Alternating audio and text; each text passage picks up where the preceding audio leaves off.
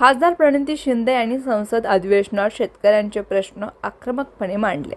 यावेळी बोलताना म्हणालेत की महाराष्ट्रातील शेतकरी अडचणीत आहेत।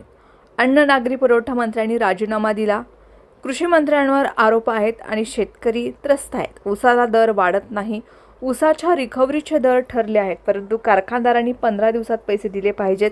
दुधाला दर मिळाला पाहिजे, शेतीमालाला हमी भाव मिळाला पाहिजे। शेतीची अवजारं, रासायनिक खतं, कीटकनाशके यांच्यासह शेतीसाठ्याच्या आवश्यक वस्तूंवरचा जीएसटी कर हा रद्द करावा। पीएम किसान योजनेची मदतीची रक्कम वाढवली पाहिजे। शेतकऱ्यांच्या सिबिल स्कोअर हा रद्द करून कर्जपुरवठा केला पाहिजे। द्राक्ष बागायतदारांना प्रलंबित अनुदान आणि मदत ही दिली पाहिजे। फळबागांची सिंचन योजनेची सबसिडी सोलापूर जिल्ह्यातील शेतकऱ्यांना मिळाली पाहिजे, अशा महत्त्वपूर्ण मागण्या संसदेमध्ये त्यांनी केल्या आहेत।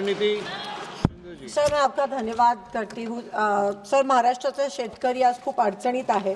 महाराष्ट्रामध्ये मिनिस्टरनी राजीनामा दिला, ॲग्रिकल्चर मिनिस्टरवर आरोप आहेत आणि आमचा शेतकरी हा त्रस्त आहे। अध्यक्ष महोदय, ऊसाला दर मिळत नाही आहे, रिकव्हरीचे दर ठरले आहेत, पण प्रतिटन दर जे आहे ते प्रत्येक कारखान्याने 15 दिवसात ठरवायला पाहिजे, शेतकऱ्यांना देय करायला पाहिजेत, अशी माझी मागणी आहे। माझी दुसरी अशी मागणी आहे की दुधाचा जो दर आहे तो जास्त मिळाला पाहिजे, 40 ते 45 गाईच्या दुधाला दर मिळाला पाहिजे। शेती मालासाठी हमी भाव मिळाला पाहिजे। अध्यक्ष महोदय, जीएसटी जे अवजारावर जीएसटी आहे, ड्रिपवर आहे, सिंचन साहित्यावर आहे, खतावर आहे, ती 12% केली आहे, पण ती रद्द झाली पाहिजे अशी माझी मागणी आहे। पीएम किसान योजनेची 2000 रुपये जे मिळतात 3 महिन्याला ते वाढवले गेले पाहिजेत।